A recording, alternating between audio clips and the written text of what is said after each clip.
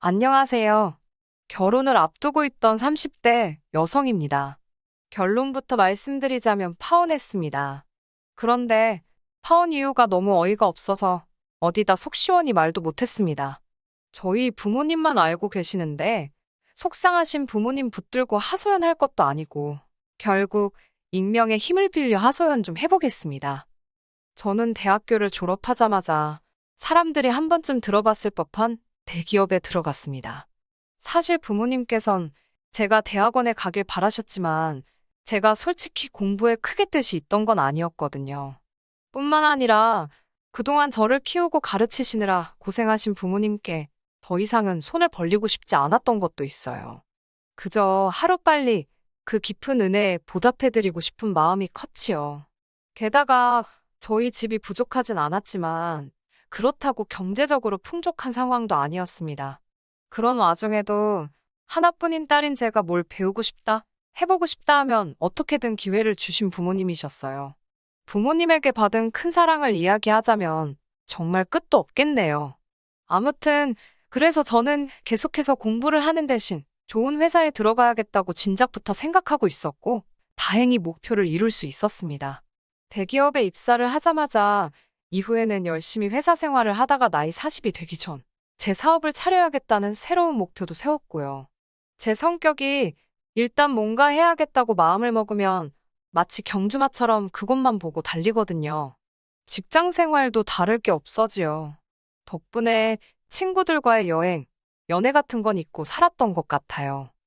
그렇게 어느덧 제 나이도 30을 목전에 두게 되었고 주변 사람들은 절 일중독이라고 불렀어요. 그러던 어느 날 평소에도 저를 챙겨주고 아껴주던 회사 선배 언니가 보다 못하겠던지 그렇게 살지 말라며 소개팅을 주선해 주었습니다. 솔직히 내키지도 않았고 당황스럽기까지 했지만 언니 마음이 고마워서 거절하지 못했달까요? 그렇게 만나게 된 사람이 바로 남자친구입니다. 이제는 파혼한 사이라 사실 남자친구라고 부르기도 어색하지만 편의상 남자친구라고 부를게요. 처음 만났을 당시 전 29살이었고 남자친구는 저보다 3살 많은 32살이었습니다. 나이 때문인지 결혼을 전제로 한 만남은 아니었지만 그렇다고 분위기가 가볍지만도 않았네요. 처음 만났을 당시 저희 둘은 비슷한 수준의 회사를 다니고 있었습니다. 하지만 남자친구는 재수했지, 군대 다녀왔지, 그리고 취업 준비를 하느라 휴학도 했지. 덕분에 나이만 많았지, 오히려 저보다 졸업이 늦었고, 그렇다 보니 저보다 회사 생활도 늦게 시작했더라고요. 그래서 연봉은 제가 조금 더 높았네요. 아무튼 그런 조건과 별개로 남자친구는 써글써글한 외모의 젠틀한 매너를 가지고 있었습니다. 성격도 크게 모난 구석은 없는 것 같았지요. 그래서 연애 경험이 한 번밖에 없다고 했을 때 하마터면 저한테 거짓말을 하고 있다고 오해할 뻔했네요. 사실 말하기 쑥스럽지만 저 역시 제대로 된 연애는 해본 적이 없었습니다. 한마디로 둘 다 나이만 먹었지 연애에 서툴었어요. 그래서 처음에는 별것도 아닌 일에 다투기도 했고 잡음도 있었고요.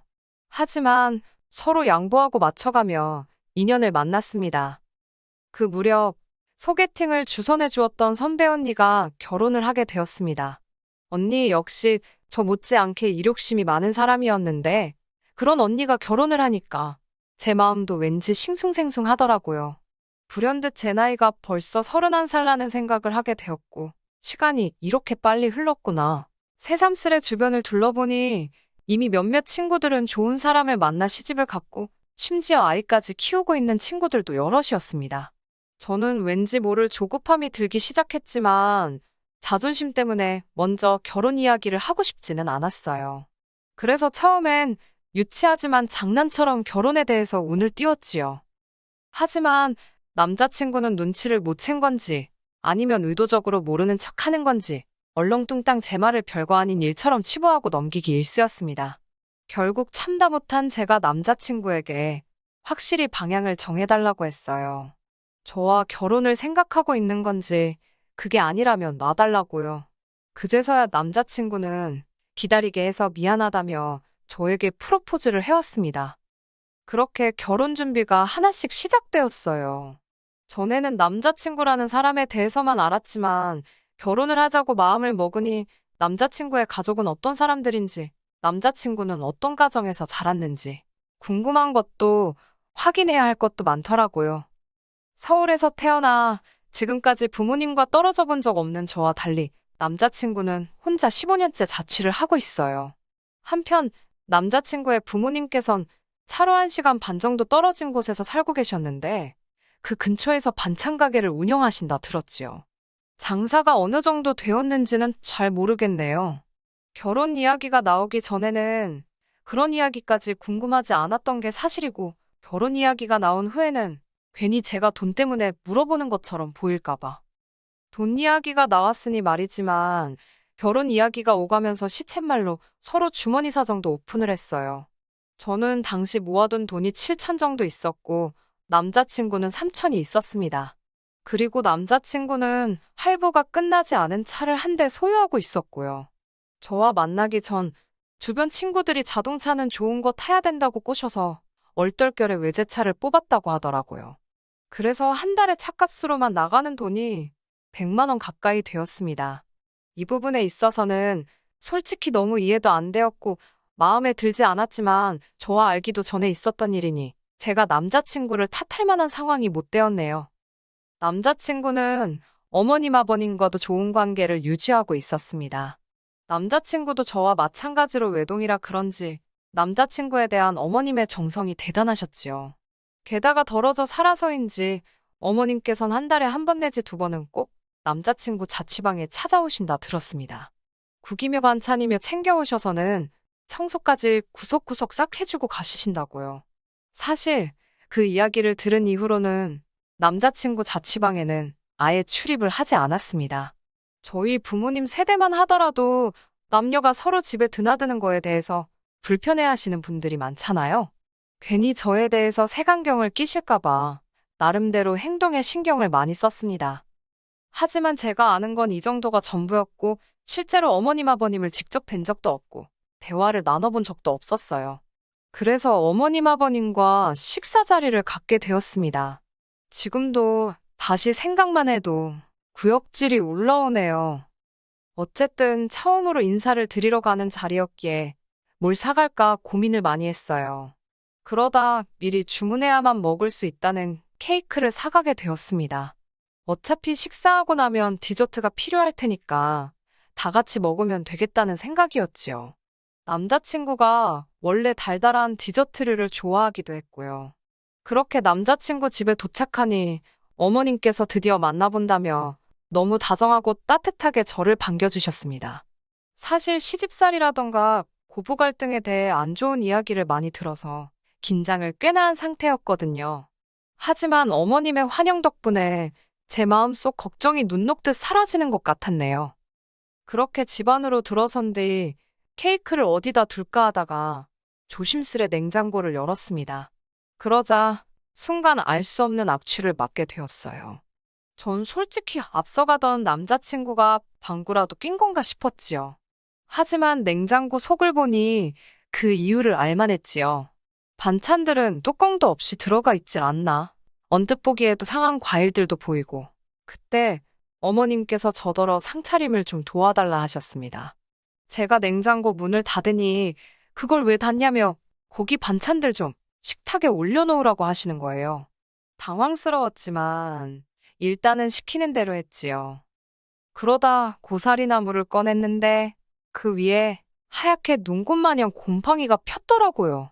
제가 어머님께 이건 버려야 할 것 같다고 보여드리니 이건 덜어내면 된다며 이 고사리가 시골 어디서 누가 보내준 귀한 거라며 이따 저도 좀 챙겨주신다고 하셨습니다. 저는 일단 떨떠름한 표정으로 표정이 어땠을지 모르겠네요. 아무튼 감사하다고 말씀드렸지요. 어머님께선 하나밖에 없는 아들이 며느리감을 데려온다고 해서 너무 좋으셨다며 갈비찜도 하고 전도 하셨다고 그러더라고요. 제가 뭐라고 이렇게까지 하셨나 싶어서 너무 감사했어요. 어머님은 이제 거의 다 되었다며 저더러 거실에 가서 남자친구랑 같이 앉아있으라고 하셨습니다. 제가 좀 더 도와드리겠다고 했지만 괜찮다고 하시더라고요. 그리고 비로소 긴장이 좀 풀리면서 남자친구의 집을 둘러보게 되었습니다. 남자친구의 집 구조가 특이해서 들어오자마자 부엌이었고 부엌을 가로질러야 거실에 갈 수 있었거든요. 거실은 이렇게 표현해도 될지 모르겠습니다만 한마디로 정신이 하나도 없었습니다. 일단 크고 작은 화분들이 한쪽 벽을 가득 채울 만큼 늘어져 있었는데 문제는 대부분이 죽어 있었다는 거지요. 누렇게 뜨고 마른 잎들이 간신히 매달려 있는 화초들이 즐비했습니다. 게다가 초록빛 곰팡이가 잔뜩 끼어 있는 대형 어항도 볼만하더군요. 당연히 그 안에는 물고기도 없었지요. 아무튼 한번 그런 것들이 눈에 들어오기 시작하니까 저도 모르게 자꾸 다른 것들도 관찰 아닌 관찰을 하게 되더라고요. 곧이어 때가 탄 건지 색이 바랜 건지 알 수 없는 커튼이 눈에 들어왔고 그제서야 저는 제가 끌어안고 있던 쿠션을 보게 되었습니다. 하마터면 소리를 지를 뻔했어요. 이건 마른 핏자국인지 아니면 오래된 커피 자국인지 알 수 없는 진한 갈색의 얼룩이 듬성듬성 있었으니까요. 남자친구가 놀란 저를 보더니 대수롭지 않다는 듯 자기 거랑 바꿔줄 거냐입니다. 제가 괜찮다 하니까 뒤집어서 안고 있으라고 했던 것도 같아요. 갑자기 괜히 몸이 근지럽고 솔직히 찝찝하더라고요. 그래서 손이라도 씻고 올까 싶어 화장실로 향했습니다. 화장실은 제가 온다고 치우기라도 하셨는지 거실에 비하면 양반이었습니다. 하지만 손을 씻고 물기를 수건에 닦으려는 순간 거의 토할 뻔했네요. 걸려있는 수건에서 걸레 냄새가 났으니까요. 제가 절대로 비위가 약한 사람이 아닙니다. 웬만한 대화 주제로도 끄떡없는 사람이거든요. 결국 저는 대충 손을 털고 나왔습니다. 인사드리는 날이라고 백화점 고급 브랜드에서 연분홍 투피스까지 사입고 온 제 자신이 우스울 지경이었네요. 아무튼 그렇게 거의 소파에 엉덩이를 걸치듯 앉아 있었습니다. 어머님이 쉬라고 해서 앉아있던 거지만 왠지 가시방석처럼 편하진 않았어요. 아버님은 저더러 똥 마려운 강아지 마냥 왜 그러냐고 농담을 던지셨지만 그런 농담이 당황스럽고 재밌지도 않았던 전 어정쩡하게 웃어 보였지요. 어느덧 어머님께서 식사 준비가 다 되었다 하셨고 그렇게 저를 포함한 모두가 식탁에 둘러앉았습니다. 집의 상태와 달리 모든 음식은 정갈하게 담겨져 있었고 냄새도 좋았어요. 반찬 가게를 하신다더니 역시 솜씨가 좋으신가 보다고 속으로 생각했지요. 하지만 그런 생각도 잠시. 저는 어머님의 행동에 다시 한번 크게 놀라고 말았습니다. 어머님께선 국이 간이 잘 됐나 혼잣말처럼 말씀하시더니 수저로 간을 보시더라고요. 좀 싱겁다 하시더니 맛소금을 어머님 입에 넣으셨던 수저에 덜어서 그대로 국이 들어있는 냄비로 직행이었습니다. 어머님께선 당신 입으로 쪽 빨았던 수저로 온 가족이 먹어야 할 국을 휘휘 젓고 계셨지요. 아버님이나 남자친구는 익숙해서 그런지 별로 놀란 기색이 아니었지만 저는 어쨌든 남이잖아요. 비위가 너무 상하더라고요. 하지만 저도 남자친구와 결혼을 하고 싶어서 인사를 드리러 온 입장인데 정색을 할 수도 없고 그렇다고 어머님께 뭐라 할 수도 없어서 그냥 아무 말도 못했습니다. 식탁에는 갈비찜이 있었는데 아버님은 며느리감 온다고 네 엄마가 큰돈 썼다면서 모처럼 갈비 뜯게 생겼다고 좋아하시더라고요. 괜히 무안하기도 했지만 정말 저 때문에 신경을 써주셨나 싶어서 비위가 상한 것과는 별개로 기분이 좋더라고요. 그런데 아버님께선 갈비찜을 정말 공격적인 속도로 드셨습니다. 문제는 다 드시고 남 뼈 있잖아요. 그 뼈를 뭐 당신 옆에다 두시거나 빈 접시에 놓으시는 게 아니고 원래 갈비찜이 담겨져 있던 그릇에 다시 넣으시는 거예요. 아직 거기엔 손도 안 댄 갈비찜이 많았는데 거기에 당신이 쪽쪽 빨아 드신 뼈다귀를 도로 가져다 놓으셨다는 얘기입니다. 저는 처음엔 설마 잘못 두셨나 하고 생각했어요. 하지만 그게 아니었지요. 몇 번이고 너무나 당연하다는 듯이 그리고 심지어 남자친구도 아버님과 똑같은 짓을 하더라고요. 제가 놀라서 작은 목소리로 그걸 왜 거기다 놓냐고 한쪽에 따로 두라고 했습니다. 그러자 남자친구가 우린 원래 여기다 놓는데? 그러는 거예요. 어머님도 저더러 너도 그 뼈 식탁에 놓지 마라고 괜히 식탁 닦아야 된다고 그러셨습니다. 정말이지 각자 입에서 나왔다 들어갔다를 반복했던 뼈가 다시 고기가 들어있던 접시에 담기는 걸 한번 상상해 보세요. 정말 식욕이 뚝 떨어졌어요. 그래도 당장이라도 토해버리고 싶은 걸 억지로 참고 어머님이 휘휘 저어 떠주신 국물하고 간신히 밥을 삼켰네요. 그러자 어머님께선 왜 이렇게 못 먹냐며 손수 고기를 발라 제 수저 위에 올려주셨습니다. 어쩔 수 없이 어거지로 한 입을 먹었는데 어머님이 고기가 부족한 것 같다며 뼈다귀로 가득한 접시를 들고 가시더니 다시 그 위에 갈비찜을 채워오셨지요. 하지만 이런 문제로 제가 파혼을 한 건 아닙니다. 솔직히 집안마다 가풍도 다르고 환경도 다르니 제가 어느 정도는 이해를 해야 한다고 생각했어요. 하지만 이건 가풍이나 문화가 아니라 상식을 벗어난 일이잖아요. 게다가 구역질이 날 법한 일은 여기서 끝나지 않았습니다. 모두가 식사를 마치자 어머님께선 반찬통 하나를 꺼내 남은 반찬을 전부 모아 담으셨지요. 먹다 남은 반찬이요. 그때만 해도 전 솔직히 어머님이 음식물 쓰레기 모으시는 줄 알았네요. 아버님께선 제가 사온 케이크 맛 좀 보자고 하시며 거실에서 2차로 디저트를 먹자고 케이크를 꺼내오셨습니다. 제가 부엌에 접시를 가지러 가려니까 어머님께서 접시를 못하러 쓰냐고 설거지거리만 늘어난다며 대충 먹자고 하셨어요. 떨떠름했지만 유난 떤다 소리 들을까봐 네 하고 자리에 앉았습니다. 케이크를 꺼내니 아버님께선 당신은 이 크림이 그렇게 좋다며 당신 수저로 크림만 떠드시기 시작하셨습니다. 문제는 잘라서 당신이 드실 부분만 건드시는 게 아니라 케이크 한 판을 다 그렇게 훑어드시는 게 아니겠어요? 보다 못한 제가 아버님께 좀 덜어 드시는 게 어떻겠냐고 돌려서 말씀을 드렸지만 됐다고 하시길래 결국 솔직히 말씀드렸습니다. 아버님 침이 여기저기 다 묻어서 다른 식구들은 어떻게 먹냐고요. 웃으며 농담처럼 말씀드리니 아버님도 막 웃으시면서 당신 침은 로얄 젤리랍니다. 그러면서 저더러 한 숟갈 줄까? 그러시며 막 당신 수저에 침 뱉는 신용을 내셨다니까요. 그 꼴을 보고 전 더는 구역질을 참지 못했고 순간 분위기가 아주 싸해졌습니다. 결국 제가 죄송하다고 먼저 가보겠다며 자리를 일어섰는데 어머님이 아까 남은 반찬을 쌌던 반찬통을 제 손에 들려주시며 집에 가져가서 고추장 넣고 비벼 먹으랍니다. 저는 어이가 없어서 됐다고 말씀드리고 그대로 집을 나왔네요. 밖에 나와 찬바람을 쐬니 속이 좀 가라앉는 것 같기도 했고 이제 슬슬 큰 길로 나가 택시를 잡으려고 했는데 남자친구가 뒤따라 나왔더라고요. 손엔 그 짬밥통을 챙겨 들고 말이지요. 전 남자친구가 제가 걱정이 돼서 나온 줄 알고 괜찮다고 했는데 자세히 보니 남자친구 표정이 울그락불그락 장난이 아니었습니다. 저더러 지금 이게 무슨 행동이냐고 다짜고짜 소리를 지르길래 저도 황당해서 아니 오빠야말로 왜 소리를 지르냐고 받아쳤어요. 그러자 남자친구는 누가 됐건 자기 부모님한테 무례한 건 못 참는답니다. 어이가 없어서 내가 무례하긴 뭘 무례했냐고 솔직히 너무 비위생적이고 비상식적이라 참다 못 참고 뛰어나온 건데 오빠 눈엔 저게 정상으로 보이냐고 물었습니다.